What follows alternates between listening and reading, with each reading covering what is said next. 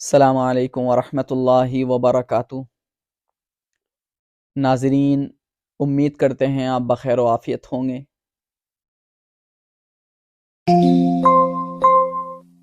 آج پھر ایک نئی ویڈیو کے ساتھ ہم آپ کی خدمت میں حاضر ہیں۔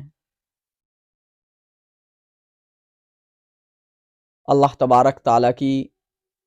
نازل کردہ کتابوں میں سے ایک کتاب اور آخری کتاب قرآن کریم میں متعدد انبیاء کرام کی دعاؤں کو ذکر کیا گیا، اور تقریباً ہر دعا لفظ رب سے شروع ہوئی، رب سے یا ربنا سے۔ گویا کہ تقریباً ہر نبی نے اپنی دعا کا آغاز لفظ رب سے کیا۔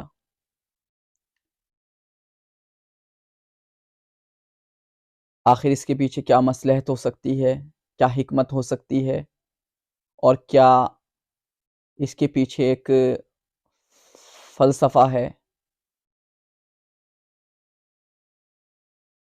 انشاءاللہ اس سلسلے میں تو ہم کبھی تفصیل سے گفتگو کریں گے، اور وہ ویڈیو کا موضوع ہی اصل انشاءاللہ ہم اسی کو بنائیں گے، لفظ ربنا کو۔ فی الحال بتانے کا مقصد یہ ہے کہ قرآن کریم میں جہاں بہت سے انبیاء کرام کی دعائیں ذکر کی گئیں، ٹھیک اسی طرح ایک نبی حضرت یونس علیہ السلام، جن کو ذو النون بھی کہا گیا، صاحب حوت بھی کہا گیا۔ حوت اور نون مچھلی کو کہتے ہیں عربی میں، یعنی مچھلی والا۔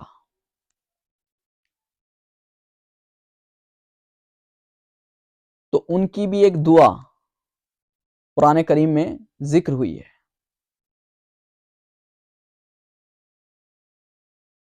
اور وہ دعا بہت ہی مشہور اور بہت ہی لوگوں کی زبان پر آنے والی دعا ہے۔ آپ نے اکثر سنا ہوگا کہ کوئی پریشانی آتی ہے، کوئی مصیبت آتی ہے تو کیا کہا جاتا ہے کہ آیت کریمہ کا ختم کر لیجئے۔ دوستو، یہ وہی آیت کریمہ ہے جو حضرت یونس علیہ السلام کی زبان پر اس وقت جاری ہوئی تھی جب وہ مچھلی کے پیٹ میں تھے۔ وَذَنُّونِ إِذْ ذَهَبَ مُغَاضِبًا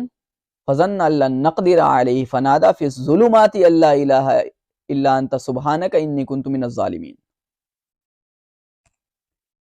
دوستو، اس دعا کے سلسلے میں، اس آیت کے سلسلے میں کچھ کہنے سے پہلے ہم اس دعا کا پس منظر جو ہے، یعنی حضرت یونس علیہ السلام کی زبان پر یہ جو دعا آئی تھی وہ کیوں آئی تھی اور کب آئی تھی، ہم اس کو ذکر کرنا یہاں ضروری سمجھتے ہیں۔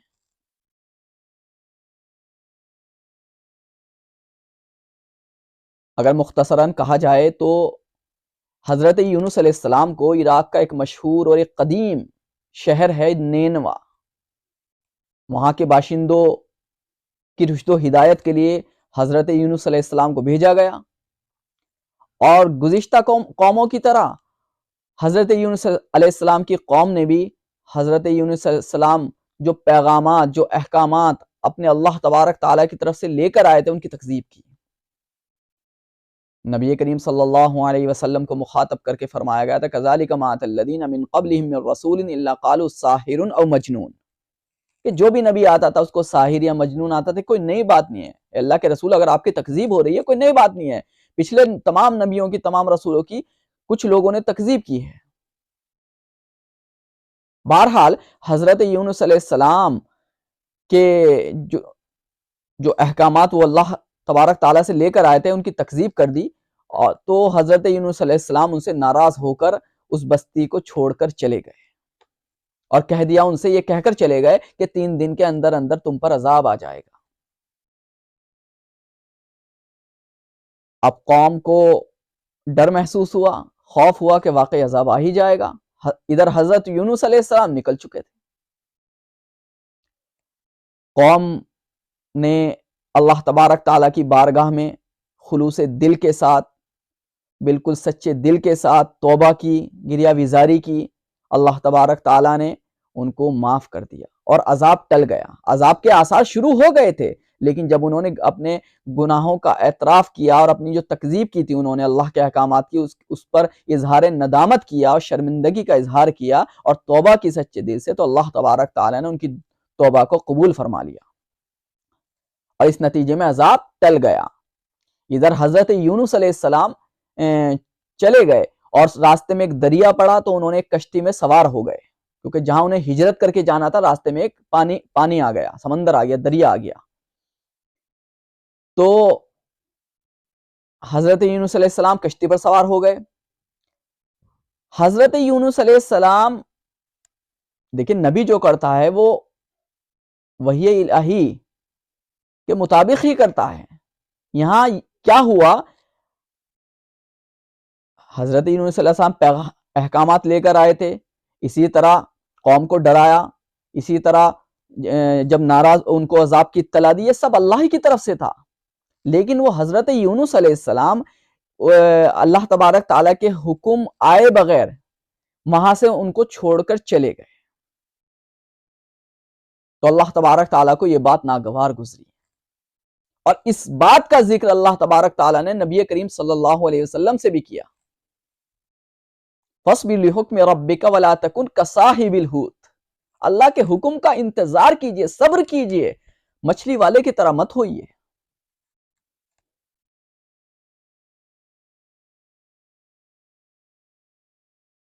بہرحال کشتی غرق ہونے لگی، سمندر کی گہرائی میں جانے لگی، تو جو ملاح سوار تھے، اس میں لوگ سوار تھے، تو ان کے عقیدے کے مطابق انہوں نے یہ سمجھا کہ ضرور کوئی غلام اپنے سردار سے بھاگ کر آیا ہے، تو حضرت یونس علیہ السلام نے کہا وہ غلام میں ہی ہوں۔ ان کو اس بات کی امید نہیں تھی کہ حضرت یونس علیہ السلام سے ایسا کام ہو جائے گا، تو انہوں نے قرآن اندازی کی، ظاہر سی بات ہے انہی کا نام نکلا حضرت یونس علیہ السلام کا، انہوں نے پھر بھی دوبارہ قرآن اندازی کی، پھر حضرت یونس علیہ السلام کا نام نکلا، پھر انہیں تحمل ہوا، انہوں نے تیسری مرتبہ جب قرآن اندازی کی، پھر بھی جب حضرت یونس علیہ السلام کا نام نکلا، تو دونوں طرح کی روایتیں آتی ہیں کہ انہوں نے حضرت یونس علیہ السلام کو دریا میں پھینک دیا یا خود حضرت یونس علیہ السلام دریا میں کود گئے۔ بہرحال دونوں صورتوں میں سے کچھ بھی ہوا، حضرت یونس علیہ السلام دریا میں چلے گئے، دریا کے حوالے ہو گئے، اور ایک مچھلی نے ان کو نگل لیا اللہ تبارک تعالیٰ کے حکم کے مطابق۔ واقعہ بڑا طویل ہے، کیونکہ ہمیں اصل موضوع کی طرف آنا، اس لیے مختصر واقعے کو کرتے ہوئے ہم یہاں یہی کہیں گے کہ جب حضرت یونس علیہ السلام مچھلی میں رہے، مچھلی کے پیٹ میں چلے گئے، تو انہوں نے اللہ تبارک تعالیٰ سے اپنے جو عمل کیا، یعنی اللہ کے حکم کے بغیر وہ چھوڑ کر قوم کو چلے گئے تھے، اس پر اظہار ندامت کیا، شرمندگی کا اظہار کیا، اور کچھ الفاظ میں کیا، پہلے اللہ تبارک تعالیٰ کی توحید کا ذکر کیا، پھر اپنے جو ان سے عمل ہو گیا تھا اس کا بھی اعتراف کیا۔ کس طرح کیا کہ لا الہ الا انت سبحانک انی کنت من الظالمین۔ فنادى فی الظلمات، دیکھیں یہاں ایک بات قابل غور ہے، حضرت یونس علیہ السلام نے اللہ تبارک تعالیٰ کو پکارا، فنادى فی الظلمات، تاریکیوں میں، جمع مؤنث سالم کا صیغہ ہے ظلمات، جو کم از کم 3 افراد پر بولا جاتا ہے، 3 عدد پر بولا جاتا ہے، واحد تثنیہ جمع، یعنی یہاں جمع کا صیغہ ہے، جمع مؤنث سالم، 3 تاریکیاں، گویا کہ 3 تاریکیاں، 3 تاریکیاں کیا تھیں؟ رات کا وقت تھا 1 تاریکی، سمندر میں مچھلی تھی 2 تاریکی، اور مچھلی کے پیٹ میں دعا مانگی گئی 3 تاریکی، تو گویا کہ 3 تاریکیوں کے اندر حضرت یونس علیہ السلام نے اللہ تبارک تعالیٰ کو پکارا اور اپنے عمل پر اظہار ندامت کیا۔ کن الفاظ میں کیا؟ لا الہ الا انت سبحانک انی کنت من الظالمین، کہ کوئی معبود نہیں ہے سوائے تیرے اور تیری ذات پاک ہے اور میں جو تھا ظلم کرنے والوں میں سے تھا۔ دوستو یہ وہ آیت کریمہ ہے جس سے صرف خواص ہی نہیں بلکہ عوام بھی پوری طرح واقف ہیں۔ اس آیت کے بے شمار فائدے ہیں۔ ایک بات آگے بڑھنے سے پہلے یہاں ایک بات ذہن نشین کر لیں جو صرف عاملین ہی کے لیے نہیں، عام حضرات کے لیے بھی ہے، کیونکہ آیت کریمہ ایک ایسی آیت ہے انشاءاللہ جس مقصد کے لیے اس کا ورد کیا جائے گا انشاءاللہ اس مقصد میں کامیابی 100% ہو ملے گی۔ لیکن کچھ باتیں یہاں پہ قابل غور ہیں۔ ایک تو یہ ہے کہ جب آیت کریمہ کا ختم کیا جائے کسی مسئلے کو حل کرنے کے لیے، سوالات مرتبہ جیسے پڑھا جاتا ہے آیت کریمہ، تو اس میں کتنے افراد پڑھ سکتے ہیں؟ تو اس سلسلے میں محترم اس بات کا دھیان رکھیں کم سے کم 7 افراد ہوں۔ دوسرا درجہ جو ہے وہ 11 افراد کا ہے، اور تیسرا درجہ جو ہے وہ 21 افراد کا ہے۔ یعنی یا تو 7 افراد کا پورا کریں، سب سے بہتر درجہ، سب سے اعلیٰ درجہ تو یہی ہے۔ اوسط درجہ اس کا جو ہے وہ 11 افراد پر مشتمل رہے گا، اور اس کا آخری درجہ جو ہے وہ 21 افراد 21 افراد سے زیادہ نہ ہو اس سوالات کی تعداد کو پورا کرنے میں، اور دوسری بات ایک ہی نشست میں پڑھیں۔ ایک بات میں جیسے بتا چکا ہوں کہ 3 تاریکیوں میں یہ دعا مانگی گئی تھی، رات کی تاریکی، سمندر کی تاریکی، مچھلی کے پیٹ کی تاریکی۔ تو یہاں ایک بات ذہن میں رکھیں، ایک تو جب دعا اس آیت کریمہ کا ختم کریں تو ایک تو برابر میں پانی رکھ لیں کیونکہ دریا میں یہ دعا مانگی گئی تھی۔ ایک آیت کریمہ کا جب ختم کریں وقت کا دھیان رکھیں، وقت رات کا ہو کیونکہ رات کے وقت یہ دعا مانگی گئی تھی۔ تیسری بات جو ہمیں دھیان رکھنی ہے، تیسری بات جس کو ہمیں پیش نظر رکھنا ہے وہ یہ ہے کہ جب آپ آیت کریمہ کا کہیں ختم کریں تو کسی کمرے میں کھلی جگہ میں نہیں کریں کیونکہ مچھلی کے پیٹ میں مانگی گئی تھی یہ دعا۔ تو دوستو اگر ان باتوں کو ہم پیش نظر رکھیں گے، کوئی یہ شرعی نقطہ نظر سے بات نہیں کر رہا ہوں میں، شریعت سے اس کا کوئی تعلق نہیں ہے، آپ کبھی بھی ختم کر سکتے ہیں، کتنے بھی افراد پڑھ سکتے ہیں، لیکن میں ایک ایسی بات بتا رہا ہوں تجربات کے قبیل سے، اور اس کو عقل قبول بھی کرتی ہے۔ انشاءاللہ اگر ہم اس طریقے سے جو میں نے آپ کو طریقہ بتایا ہے آیت کریمہ کا ختم کریں گے تو اللہ نے چاہا تو جس مقصد کے لیے پڑھیں گے اس آیت کریمہ کا ختم کریں گے، اللہ نے چاہا تو بہت جلد نتائج سامنے آئیں گے۔ تو دوستو یہ تو ہو گئے آیت کریمہ سے متعلق جو واقعہ تھا وہ آپ کے سامنے ذکر ہو چکا، اور اس کے سلسلے میں جو آیت کریمہ کا ختم کیا جاتا ہے اس کا طریقہ کار کیا رہے گا وہ بھی ہم نے آپ کو بتا دیا۔ آیت کریمہ کی زکوٰۃ کیسے نکلے گی؟ زکوٰۃ نکالنے کا وہی طریقہ ہے جو مشہور و معروف ہے۔ اس آیت کریمہ کو اگر آپ بطور زکوٰۃ پڑھنا چاہتے ہیں، یعنی آپ یہ چاہتے ہیں ہم اس آیت کریمہ کے پورے جو فوائد ہیں پورے طریقے سے ہم حاصل کر سکیں، تو ظاہر سی بات ہے اس کے لیے آپ کو اس کا عامل بننا پڑے گا۔ اور اس کا عامل کیسے بنیں گے، اس کی زکوٰۃ کیسے نکالیں گے؟ 9 چندی جمعرات سے شروع کریں گے، اور اس کا جو وقت ہوگا پڑھنے کا وہ عشاء سے لے کر تہجد کے وقت کے درمیان پڑھنا ہے۔ 3125 مرتبہ 9 چندی جمعرات سے شروع کر کے 40 روز تک لگاتار پڑھنا ہے، اور پھر جب زکوٰۃ ادا ہو جائے 40 دن میں انشاءاللہ زکوٰۃ ہو جائے گی، پھر پابندی کے ساتھ 11 مرتبہ روزانہ عشاء کی نماز کے بعد لا الہ الا انت سبحانک انی کنت من الظالمین پڑھنے کا معمول عمر بھر بنائے رکھنا ہے۔ یہ تو ہو گیا زکوٰۃ، اس کا زکوٰۃ۔ اب مسئلہ یہ ہے کیونکہ ظاہر سی بات ہے ہمارے چینل کو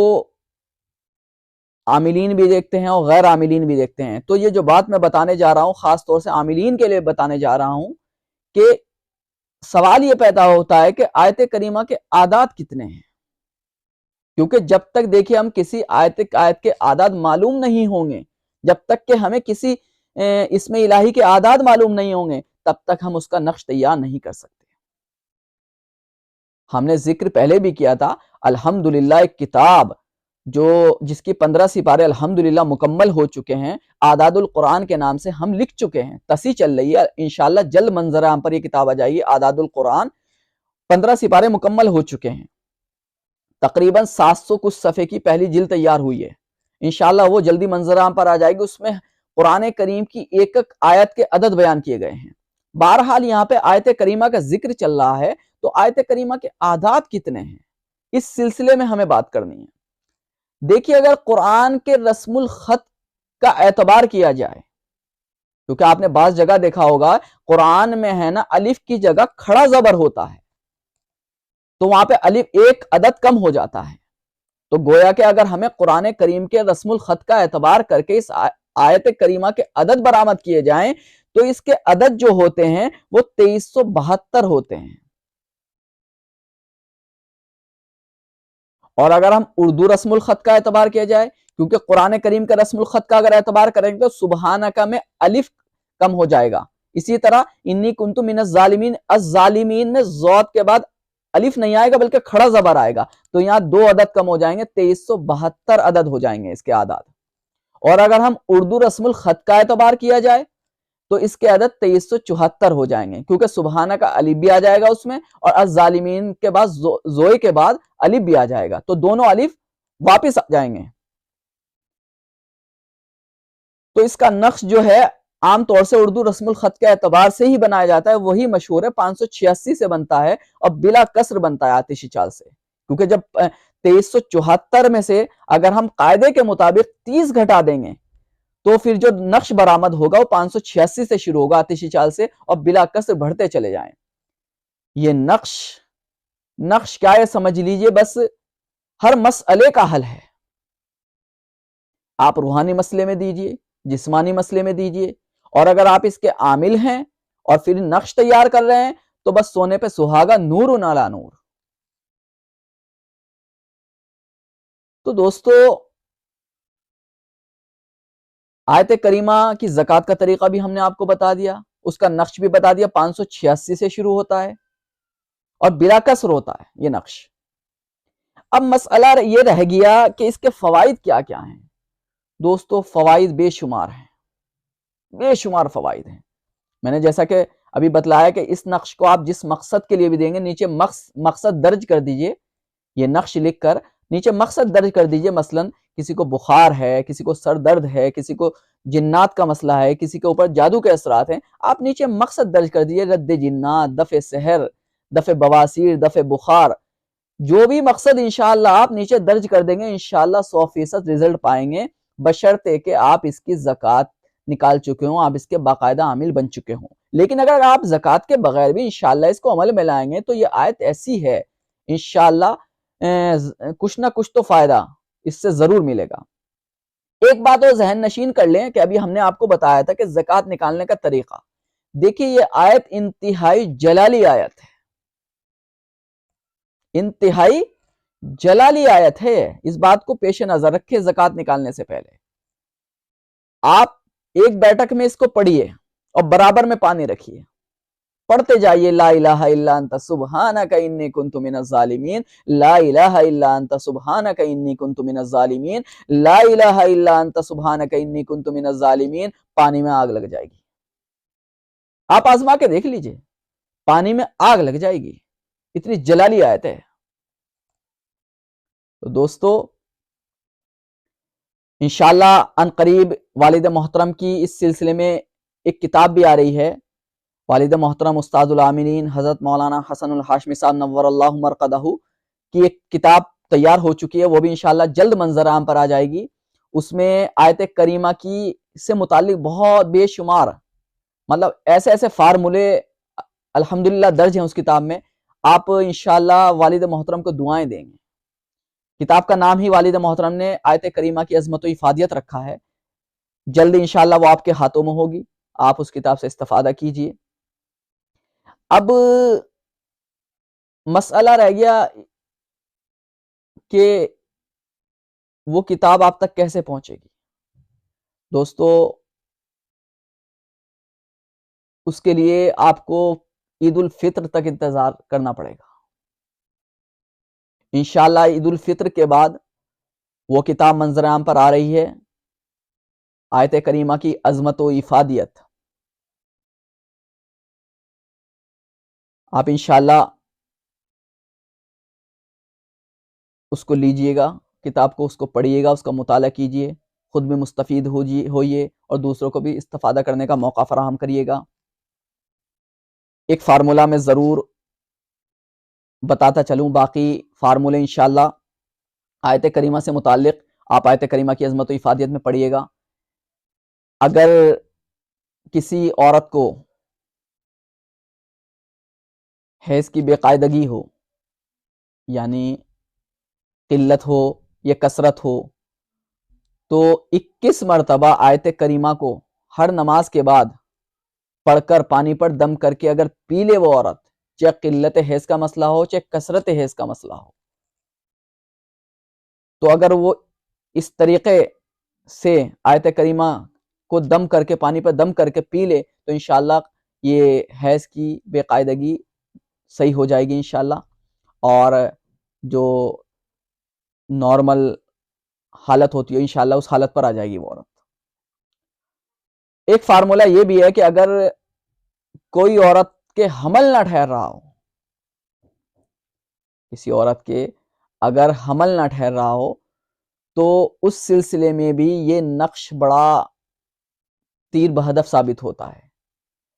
یعنی اس آیت کا جو نقش ہے، جو میں نے آپ کو بتایا 586 سے شروع ہوتا ہے، آپ اس آیت کا نقش اگر دے دیں اور نیچے لکھ دیں برائے استقرار حمل، تو انشاءاللہ وہ عورت جو شادی کو کافی عرصہ گزر چکا ہو اور اولاد سے محروم ہو، تو انشاءاللہ اس عمل کی برکت سے، اس نقش کی برکت سے، اس آیت کی برکت سے وہ اولاد کی نعمت سے سرفراز ہو جائے گی. دوستو فارمولے تو بہت ہیں. آیت کریمہ سے متعلق آپ اپنا مسئلہ ہمیں بتائیے، اور ہم انشاءاللہ آیت کریمہ کے ذریعے ہی آیت کریمہ کے ذریعے ہی اس مسئلے کا حل ہم آپ کو انشاءاللہ بتائیں گے. ظاہر سی بات ہے ایک ویڈیو میں کیا کیا بتایا جائے. ڈسکرپشن میں نمبر موجود ہیں، آپ ہمیں واٹس اپ کر سکتے ہیں، اپنا مسئلہ بیان کیجئے. اور آیت کریمہ سے متعلق کچھ بھی سوال کرنا ہے یا عملیات سے متعلق کچھ بھی سوال کرنا ہے، آپ ہم کو واٹس اپ پہ میسج کر سکتے ہیں. اور دوستو آخر میں ہم یہی کہیں گے کہ اس ویڈیو کے لنک کو اپنے احباب میں، اپنے متعلقین میں، اپنے دوستوں میں، اپنے گروپ جو آپ کے پاس گروپس موجود ہیں ان میں اس لنک کو بھیجیے، اس ویڈیو کے لنک کو بھیجیے. ہو سکتا ہے کہ کسی کی پریشانی آپ کی چند منٹ کی جد و جہد ذرا سی کوشش سے دور ہو جائے، اور وہ آپ کی کوشش ذرا سی آپ کے لیے صدقہ جاریہ بن جائے. دوستو آج کے لیے فی الحال اتنا ہی. ہمیں اپنی قیمتی دعاؤں میں یاد رکھیے گا. انشاءاللہ اگلی ویڈیو میں پھر ملیں گے. جاتے جاتے بس اتنا ہی کہیں گے، اس ویڈیو کو زیادہ سے زیادہ شیئر کریں، زیادہ سے زیادہ اس ویڈیو کو لائک کریں، اور اپنے تاثرات کا اظہار ضرور کیجئے. ہم سے جو کوتاہیاں، کچھ غلطیاں ہوئی ہوں تو آپ ضرور ہم کو اطلاع کر سکتے ہیں. بالکل ہم آپ کے شکر گزار رہیں گے. انشاءاللہ اگلی ویڈیو میں پھر ملیں گے. تب تک کے لیے خدا حافظ. السلام علیکم ورحمۃ اللہ وبرکاتہ.